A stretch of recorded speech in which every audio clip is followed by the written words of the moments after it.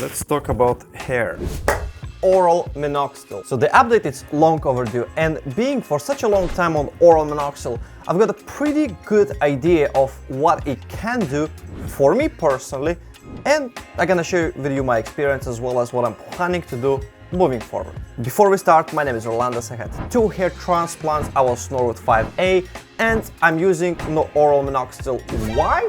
Only because my crown was not touched with a hair transplant at all. So this is the area I'm monitoring for efficacy. And if you're curious, yes, I'm on finasteride 1 milligram a day for well over 3 years now. So finasteride will not interact with Oral Minoxidil in any way, really. Let's start from the most interesting part, side effects. Yes, I experienced very slight hypertrichosis around my temple peaks, basically. Temple peaks, in between temple peaks and my eyebrows. It's so subtle that you really cannot see unless you make a picture with a flash. So all of this thinner, finer, kind of translucent hair will become like darker and more visible. So there's definitely a bit more hair growth in this area, but they're invisible. So no, I'm not turning into werewolf, at least not anytime soon. While I was editing already this video, someone asked me this question. And I was thinking, of course, I've got my own reservations, but what do you think by looking at this before and afters? Let me know in the comments down below. I'm looking forward to seeing your thoughts on it. And for now, let's go back into the video. That brings me on what dose I am on. I'm on 2.5 milligram of Oral Minoxidil Lonitin tablets. I have 10 milligram tablets. I'm splitting them in quarters, taking once a day, first thing in the morning with my finasteride. Taking the pills, move on with my life. I'm going to the gym in the evenings, and no, I do not feel like my heartbeat was altered in any way, shape or form. I don't feel any different before I was started it and now. Surely you might say, maybe it's a good idea to do ECG. To be fairness, I was planning, but freaking doctors here in England, it seems like they disappeared. They don't even want to talk to you on the phone. However, like I said, I don't feel any difference. Perhaps there's no reason for it. I was monitoring my blood pressure since the very beginning, especially for the first couple of months religiously. I didn't see any major difference. Do I have any water retention? It's hard to tell. Why, you may ask? I'm also on creatine. That's right, that's the magical powder that causes hair loss, and all of you guys are freaking afraid of using it. I don't know, I've been using it for well over 1.5 years. Non-stop, and my hair feels better than ever. And I've been using it way before I even started finasteride as well for many years. Inconsistently, however, but still, nonetheless, I never contributed my hair loss to use of creatine. Creatine is keeping water in your body. Oral Minoxidil also keeps water in your body. I don't know, I don't see any swelling in my ankles, or like this is the most common side effect, or anywhere else really, no bloating on my face. But there is definitely water retention, but it's more likely from creatine. I feel in generally more full. Actually, now that I think about it, about a month or 2 ago, I stopped creatine for like a week, and I pretty much immediately noticed like I got rid of a lot of water from my body because my weight dropped by like 2 kg, pretty much literally in 1 week. And I feel like my muscles in general, I look slimmer, I look smaller. And after I started again, after 3 or 4 weeks, I built up again, enough creatine in my body, and I feel back the way I used to be before while on creatine. So creatine definitely, keeps the water, and I really don't believe minoxidil is contributing much, if anything, to it. In terms of efficacy, this is a bit tricky part. Like I mentioned, the only area that was not touched with a hair transplant is my actual whorl on the crown. Only because I had quite a lot of hairs in there to begin with.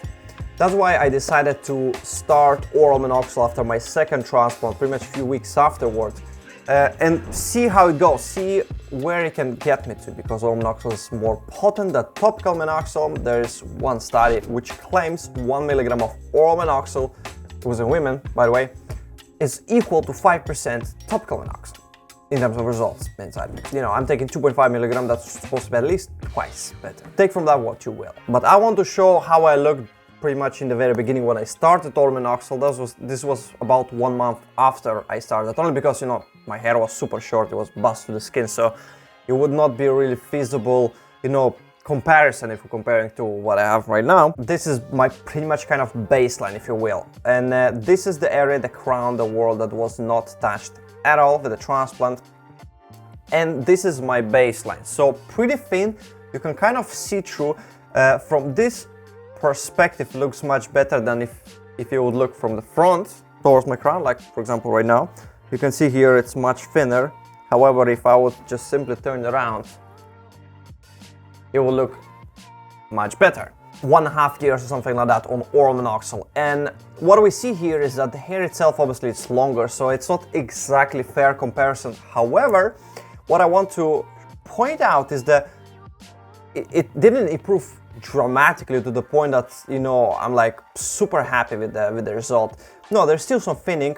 Lower part of the crown definitely improved, or like, you know, this exactly part. There's still some thinning, you know, there obviously you can say, you know, some longer hair, they're covering a bit better, but in general it's 100% improvement in there for sure.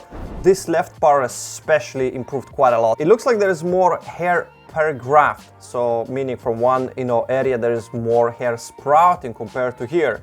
There was like a mostly singles if you look at it, but if you're looking right now, there's most of them they kind of like look like doubles, and in general the quality of them, they became much thicker. Which brings me to the point what I'm planning to do. A lot of people asking, hey Rolandas, on what dose you are. Are you planning to increase it to 5 milligrams per day? Or perhaps 2.5 milligrams twice a day? Because this drug is a little bit tricky. It's not as finasteride. It can get really, you know, nasty complications with the heart.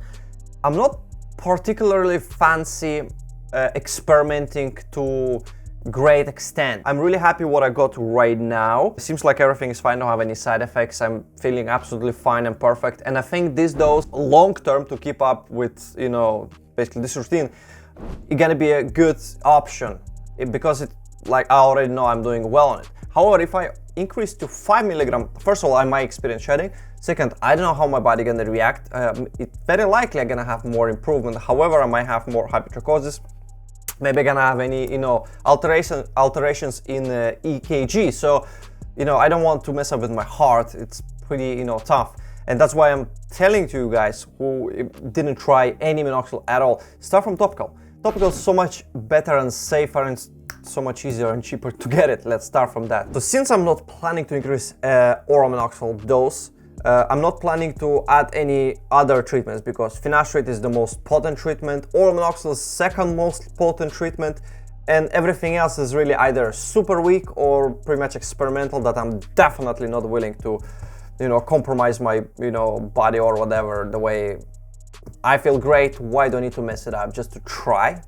I'm not gonna be one of those ready guys. So the only option that's left for me is getting another small transplant. And sure, some are gonna say, yeah, Rolandas, don't do it, just live your life. And that's what I do. I've been since after my second transplant, like what, 16, 15 months or even more probably, I don't even know. You know, it's been a long time already.